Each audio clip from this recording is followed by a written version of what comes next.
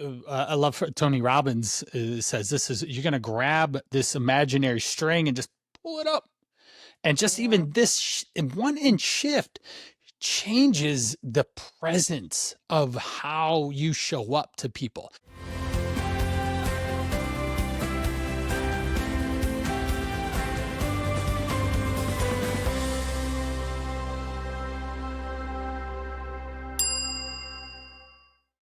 Hello, everyone. Welcome back to Frustrated to Fluent. I'm your host, Devon Bruce. I'm the founder and CEO of the English Communication Academy, and we help non-native English speakers in healthcare communicate effectively with their patients, colleagues, and staff.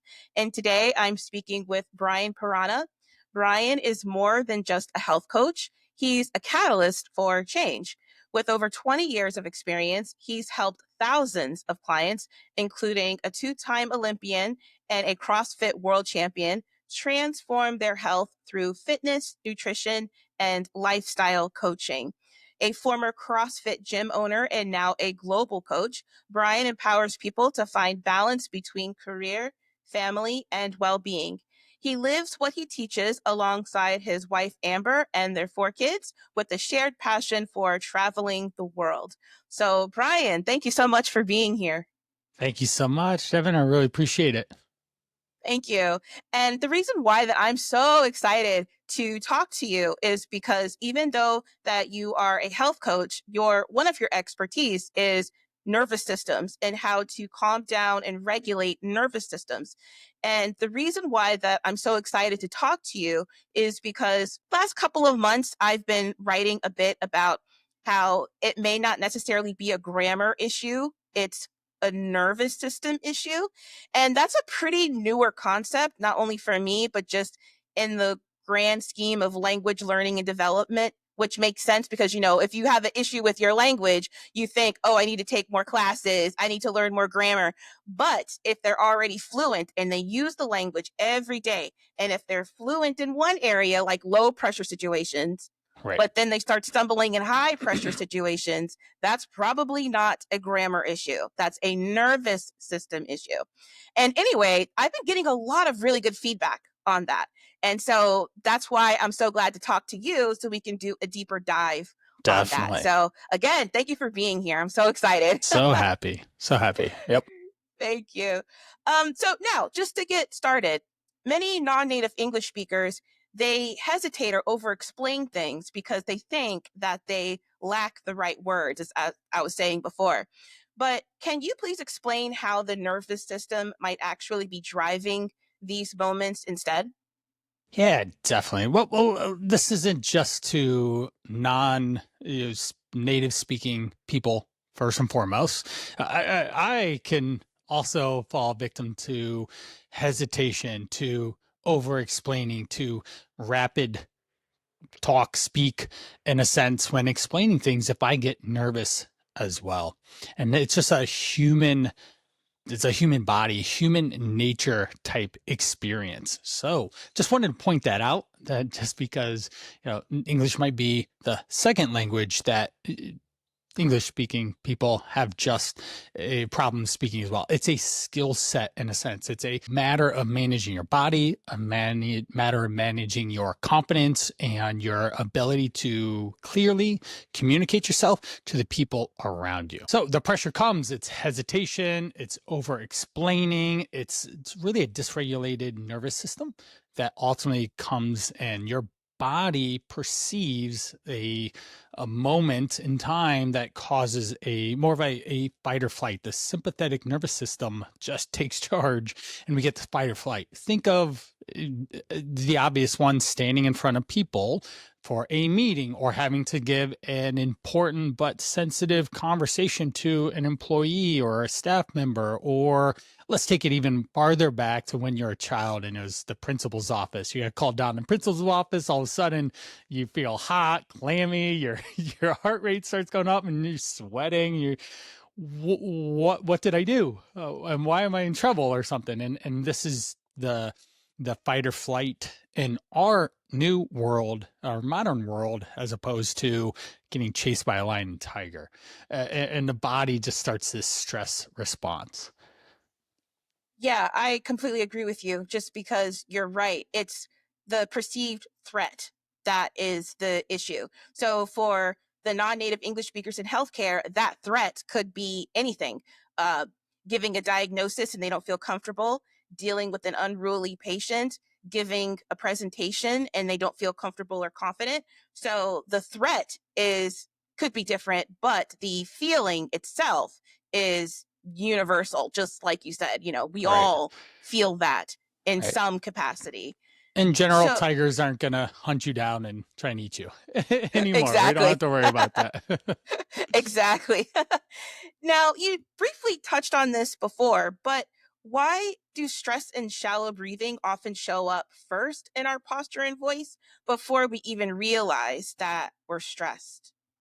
Why is that always like the first thing? Yeah, well, most of us don't even realize we're stressed in the first place until our body starts to tell us. We have a lizard brain up here, especially in challenging experiences there. We step out of the cognitive and we get into the prefrontal cortex and we just stop thinking. More of that, say, monkey brain type thing. And our body starts to tense, starts to tighten up. And that's when we start to see, we see posture slouch, maybe arms fold in front of us. We start doing things with our fingers. We're touching. We're maybe some people are moving a lot. Their voice changes. There's a thing of up talk where you talk up and you finish like this and everything is great. And that is upspeak or uptalk, and that is you that clearly communicates to someone of seeking validation, you're unsure of yourself. Whereas in a, say, a CEO or even say father, I have 4 kids. If I say no, that's no, no, no, you can't do that. Or no, there's a profound difference in impact, delivery, and their cognitive reception of that. So the body will tighten up, shoulders go into your ears, right?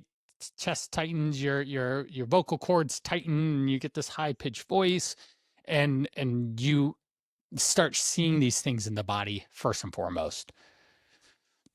I'm low key laughing just because I have 2 kids. My daughter is Okay. 15 and my son is 12. And every time I say, "Hey guys, we need to talk," and it could be something as basic as, "So, what do you guys want for dinner tomorrow?" Like there's nothing going on, but it's just immediately the thought is, "Oh no, I'm in trouble," and they feel that Yes. threat, and I'm like, "Guys, like, I just need to talk to you about something basic. It's okay." Right, So right. They I'm glad that you disappear. talked You about can't that. find them. They're hiding under the Yes, bed. exactly, exactly. So yeah, that's why it's like you're right. We all feel that, and it couldn't even be a threat at all. But our system, our body perceives it as such. So Exactly. yeah, that makes so much sense.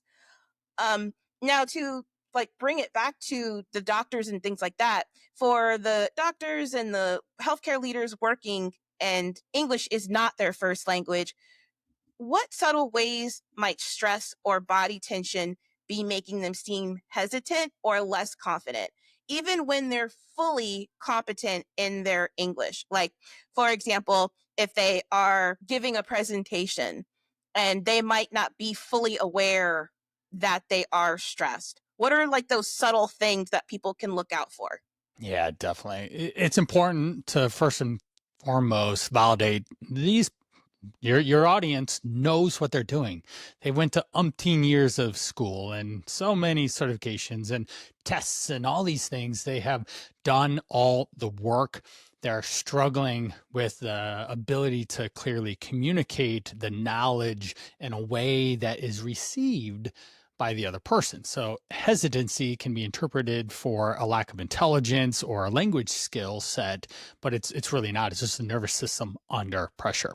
So again, we get this tension in our body, the shallow breathing, reduced facial expressions. You just go mute in a sense, and that those little shifts are noticed by the other person, right?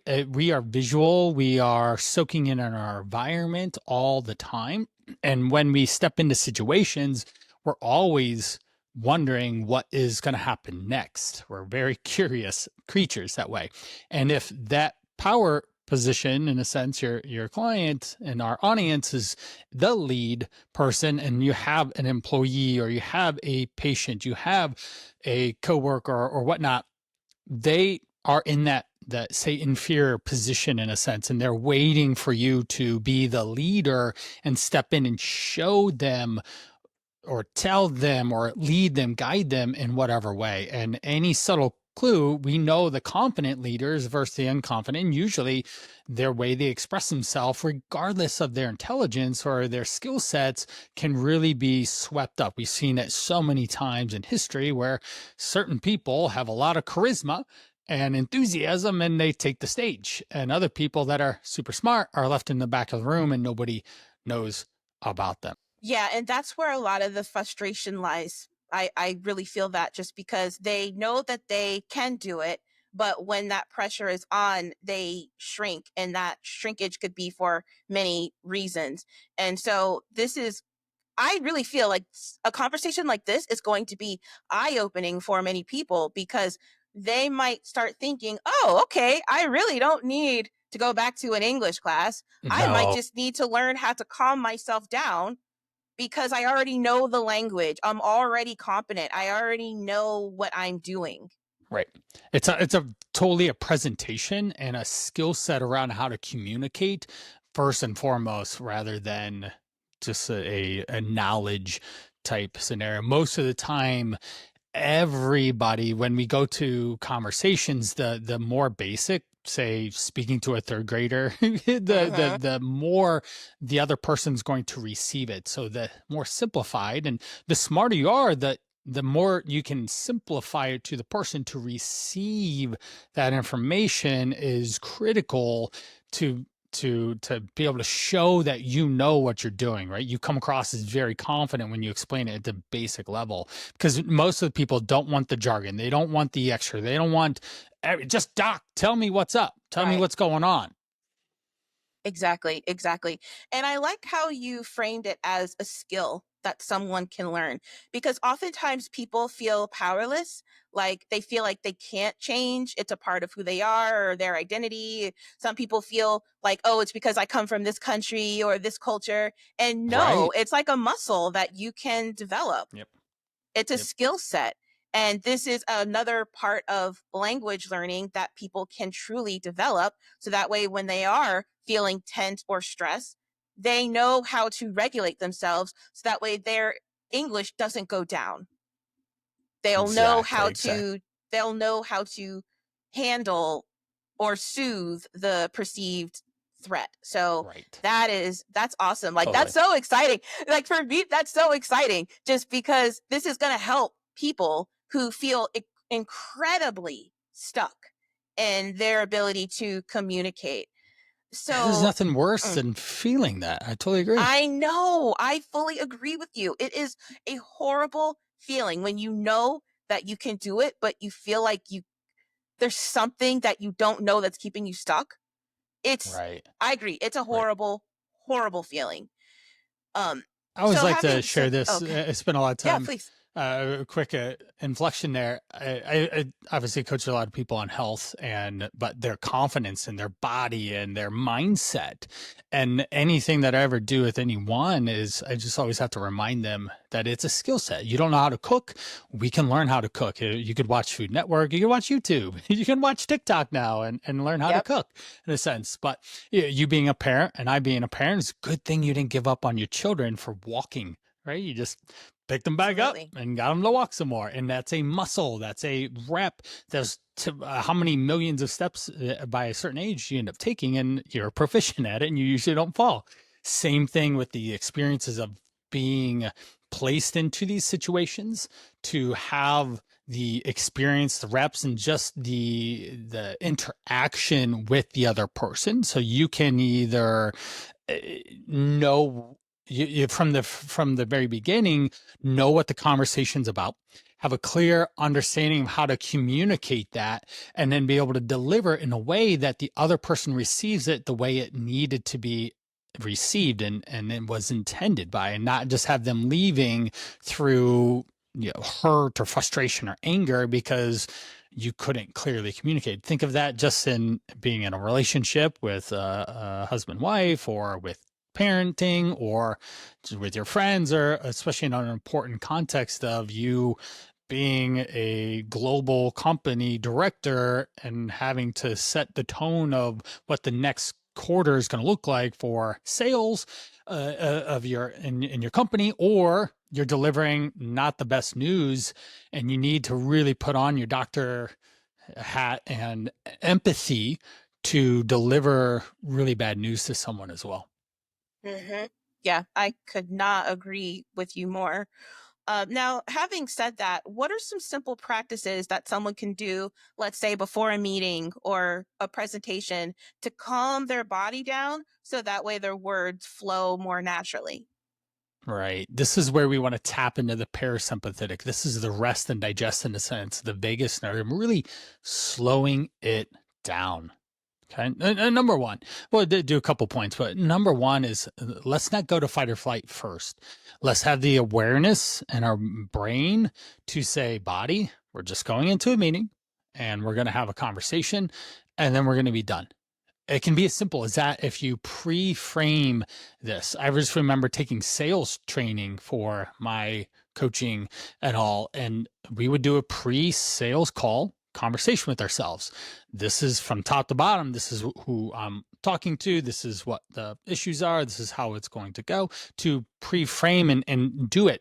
Olympians, how many times have Usain Bolt ran the world record, Olympic record race in his brain? So he's pre-framed a successful experience ahead of time. So important is what you do in the mental prep beforehand. So a couple key tips is breathing. Breathe in and exhale. Breathe in and exhale. Usually through your nose and out the mouth. Again, slowing things down gets you out of the fight or flight.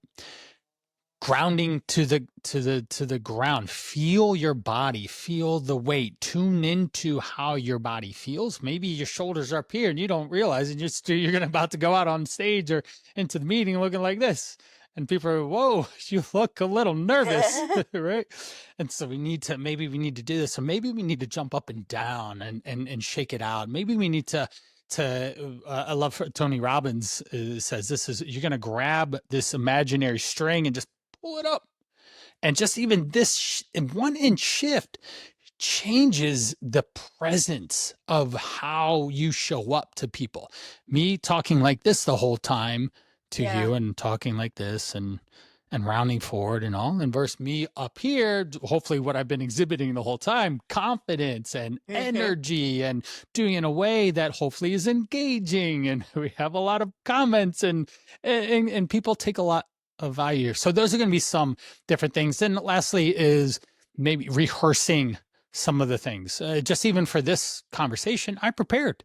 I came ready. I prepared. I took notes. I thought what I was going to say, so that I wasn't just thinking on my feet, because then I'm already a step back because I'm unaware of what I'm going to say or think or do.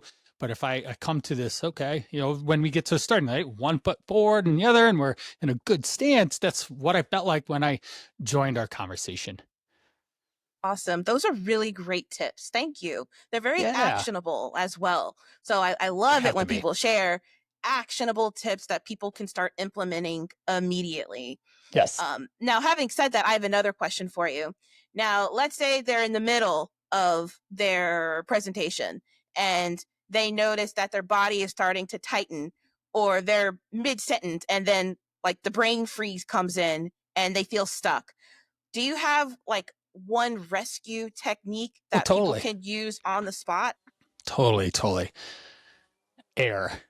We're gonna slow down. We're gonna pause. We're Okay. gonna reset, and you'll see it in all the great leaders. They pause before they respond. And Andrew Huberman was the one that shared this one, so we're gonna steal from him. But it's the double breath intake, inhale, and so you breathe in. And when you get to that one, then you try and breathe in a little bit more, and then slow. just me doing that, I feel a lot more relaxed.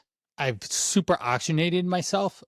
I've been able to slow things down, pause so I can create space. You don't have to fill space when someone's talking.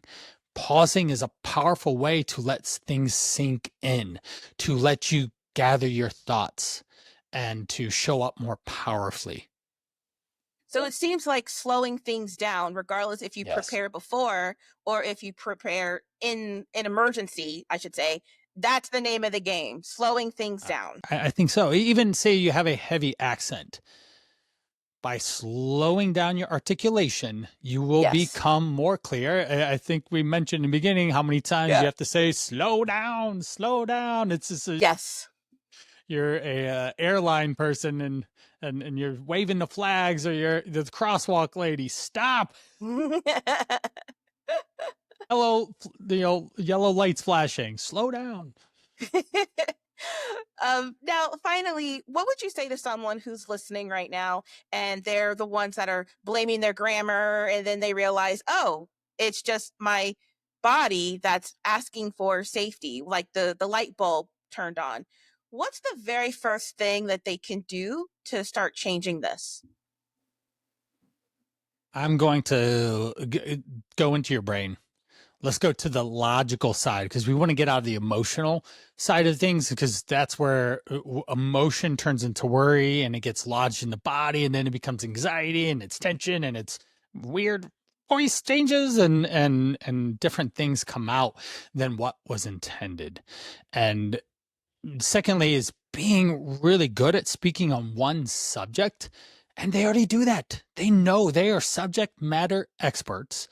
And if we can slow down, we can think, we can articulate, and we can share with empathy, with sympathy, with precision, with command, with engagement, with excitement, with joy, with whatever the situation requires, you're going to get a lot back as well. And communication is a two-way street.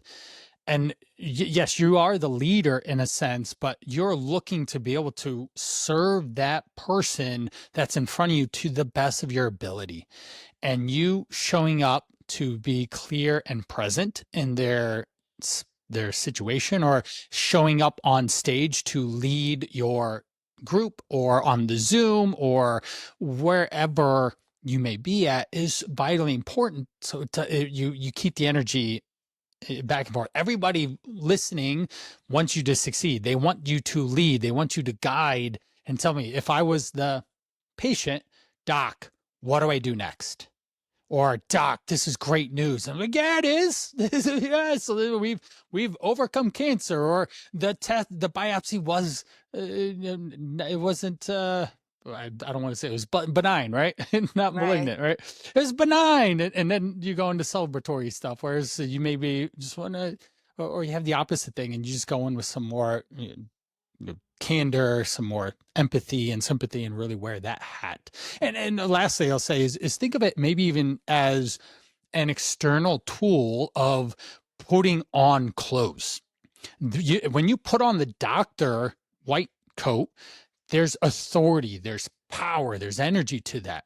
But maybe you don't need to wear that in a certain situation. Maybe you need to wear a, say you're talking to we'll just say 60-year-old woman, and you put your sweater on, or you're talking to a 20 something and you're going to put your cool jacket on, or whatever, to be able to match pace, to mirror, to be able to connect with that person. Because again, at the end of all this, we're human, and we just need to be able to connect with people and be able to deliver the message that is necessary. Love it. Love it. Love it. Love it. Oh, that's awesome. Thank you. Yeah, you're so welcome. All right. So, Brian, where can people find you online? Yeah, definitely. I do a significant amount of health coaching with a variety of different situations, challenges, for just health coaching, nutrition, fitness, losing weight. You find me at brianparana.com.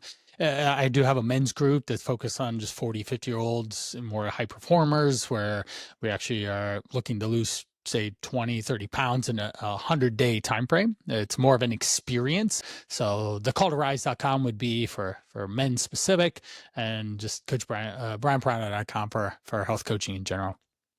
Awesome. Thank you. And those links are in the description box below. And if you are a doctor or someone in healthcare and you need some additional support, please reach out to us at the Academy. Yep. Myself and a team of experts, we are there able to help you. And then also, if you are the system, so if you represent a school, university, medical clinic, or research facility, please reach out to us as well. We can help you too.